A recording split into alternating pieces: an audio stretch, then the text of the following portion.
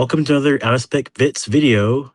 We just recently heard from the Tesla earnings call that Hardware 3 equipped Teslas cannot achieve full self-driving unsupervised, which we kind of saw coming. And on top of that, we could be seeing, according to Tesla, we could be seeing retrofits to Hardware 4 for these cars, which is something we've wanted for a very long time. We're going to deep dive into that and what that means for current owners, even future owners of used cars. It's a whole lot to unpack here, so let's get started. So we have Logan with us here, one of our other Tesla enthusiasts on the team. I'm a former Tesla owner. I had a 2019 free performance, and so this is what I was hoping would happen when I still had my car. We have a tweet from Sawyer that we'll pull up here in a second that kind of breaks down what was said on the earnings call and what it means for the owners, things like that. So we'll throw that up here in a second.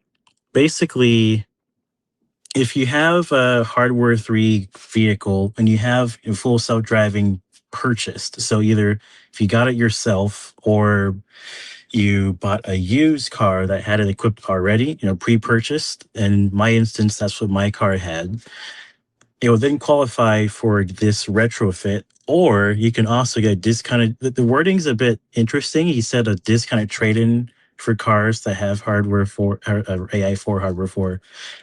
Meaning, I assume if you want to trade in your Hardware 3 with full self-driving for Hardware 4 vehicle, that they'll give you a discount on that car.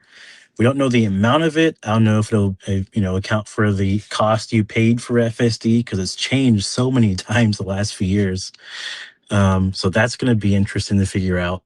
But I think what a lot of people would do, I'd just get a retrofitted system because, I liked my car the way it was. As far as, the performance of the car, motors, battery, it was fine. And I'd just get the retrofit, and most people probably would, even in the used car market. We've had a lot of used videos on here, and we can add this to our kind of future talking points if we do another used car video for bits. You could very well, theoretically, buy a Hardware 3 car with FSD on it already, and then, get that retrofit afterwards. And it's only on Pat's cars because you can't buy it in full anymore. Right. Yeah. So any Hardware 3 car that already has FSD, I think you make a great point, Tom, which is that, Elon didn't address what this means for secondhand owners. And, I think anytime something is promised like this, as far as a discount or a retrofit, you wonder, what if I buy a totaled Model 3 or something, or what if I buy one that's super high mileage and you get the same discount then for a Hardware 4 car. And so we almost kind of get into like Chevy Bolt battery replacement situations where you have potentially some really great deals because, my first instinct is always like, how do I, completely go around the system and get the best deal possible? Which if a Hardware 4 car is discounted, but you can get a super, super cheap Hardware 3 car, we don't know what those variables are right now. But what we do know is that, for these just so many owners that currently have Hardware 3 cars that have been promised over and over and over, unsupervised is coming. It is not coming to Hardware 3. Something has to be done physically. And I believe I read something about the memory is kind of the holdup there as far as 3 versus 4. Yeah, that would make sense. And the other thing too, the difference going from Hardware 3, there's a period of time where there's Hardware 3, Hardware 4, and there's also different MCUs in these cars as well. A lot of the earlier Model 3s and Ys and potentially SNS, I don't remember those, but a lot of them had the Intel Atom chip for the MCU display, center display, runs infotainment, FSD visualizations, everything like that. And my car, it was very laggy. It could hardly handle, the current updates it had, and is not compatible with the new modern update that came out back in, maybe December 24, something like that. With the new, big car on the screen, you can rotate the nice new UI. None of that came to my old car because it wasn't compatible. The chip would probably just not work anymore. For sure. And that makes me wonder, with this retrofit that they're, offering, will it also have a retrofit for the MCU? It's a bit more difficult than just an MCU, kind of plug and play. There's different voltage that's needed for it, going from Intel to, currently they're using Ryzen chips. And, the connectors different. I researched all this stuff because I wanted to put a new MCU in my own car when I was taking it apart. And I could not do a retrofit myself because the actual power needed was different going from one chip to the other. The connector was different, the ins and outs are different. And so they'd probably have to develop, likely what they're doing with, the hardware for retrofit, I'd imagine, developing a system catered toward those older cars. Maybe something that is kind of more plug and play and fits all the, without having to take the whole system out, all the wiring out, and put whole new wiring in. Just a replacement that's built directly for hardware 3 Intel chip MCU cars. I think that would probably be the best bet because having FSD 14 with the old visualizations that's super laggy probably wouldn't be the best experience if it wasn't good on mine. Other cars had better experiences, but I have videos of mine was like completely frozen while driving. For sure. Yeah. And I mean, I think that kind of shines light now on, for a year or more, we've been seeing promotions and marketing and everything trying to get people on hardware for, and everything's kind of revealed, which of course we kind of all knew was coming. That hardware 3 most likely would not be out there completely unsupervised. But Tom, I want to talk about the actual process with you and what you think, because I did see Elon said on the call, this earnings call, that we would be looking at a camera retrofit and a hardware retrofit. Again, we're not sure on the hardware, as you were saying, Tom, Mhm. but these microfactories were mentioned for people that Yeah. they're not going to opt for a hardware 4 car. They are sticking with what they purchased and what they legally were promised, which is a hardware 3 car, that was shipped with 3, that will be capable of unsupervised, to be now retrofitted with hardware 4. I want to hear your take on that. This almost feels like, kind of like the early days of Tesla. Elon mentioned that metro areas will have to be set up with dedicated physical facilities to do this.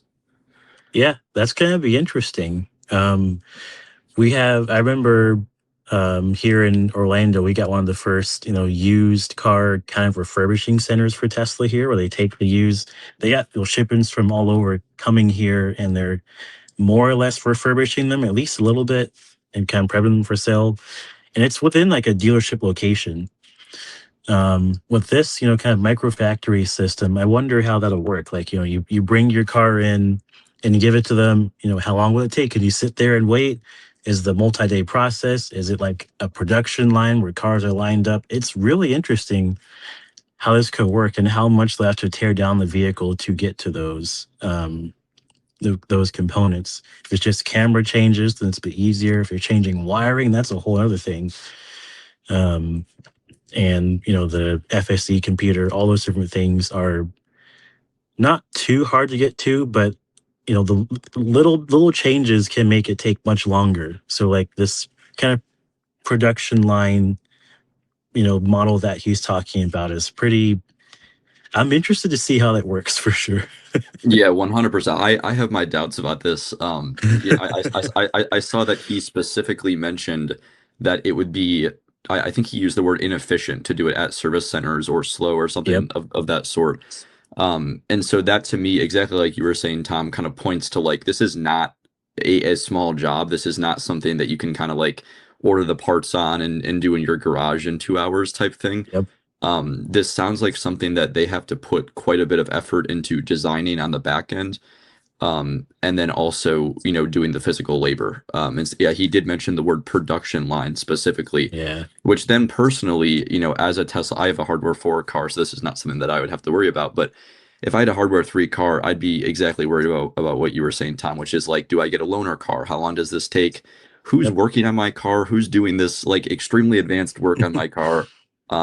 This is almost getting to a point where I'm like, how is like the VIN the same? Like after this comes out of this production line. And I think it highlights kind of like a greater point more recently, which is that cars are so defined by their software and the hardware that runs that software. Um, and so, especially as we move to, more of like these startup automakers, something like the whole Rivian Gen 1, Gen 2 thing comes to mind. Absolutely. And so seeing like a Gen 2 Rivian on the road with, barely different lighting, but then knowing, for us as enthusiasts, the entire underneath of the car has been modified or not modified, but, changed. Yeah. Um, these are just things to highlight because it's no longer, a combustion engine and just a single ECU to run the engine and you call it Yep. a day. Yep. Really good point. I used to be taken to a shop to get, some aftermarket stuff done. That was like that was the car thing you usually take it to do. Now you're taking it to a mini production fix facility to change the the ADAS system in your car because this didn't get what you paid for. And so, yeah, it's an interesting model. It's interesting times we're in now, where cars are, to your point, defined by basically what they came with at that point, and they could very well be obsolete in, who knows, a year, 2 years. Um, so, yeah, really good point. I'm interested to see what happens, and interested, viewers, what you guys think about your cars. If you have, I'm sure many of you do. If you have a hardware 3 car with FSD, you paid for it, and you haven't gotten what you paid for. This is what this comes from. What would you do? Would you do the retrofit and keep your car, or take that, which we don't know the monetary amount, that trade-in discount bonus, whatever it would make out to be, and get into a hardware 4 car? Plus, we have hardware 5 coming in the future as well. So it's pretty confusing. What would you do? Hardware 4 could even be retrofitted to hardware 5 in 3, 4, 5 years from now. It's it's pretty confusing with Tesla, not gonna lie. I love keeping a track with it, but it's a lot of a lot of confusion. So I think that's a great point as well for the used market, which is like, yeah. somebody like you and I will be able to look at something and go, oh, that was made in October of 2023 for just small things like them removing like Yep. lumbar or something like that. But this creates a whole new one, which is you're buying a, 2021 Model 3 and it's from, some used car dealership in a rural area. You don't know the previous owner and now there's a whole new layer which is has this already been retrofitted or is it Yep. eligible or if I buy the car can I get a discount. This is like just Yeah. just madness for the average consumer who's just like I would like to buy a used Tesla. Like Yeah, that's gonna be funny.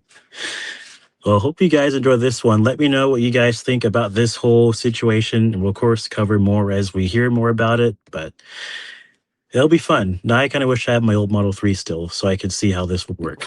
right.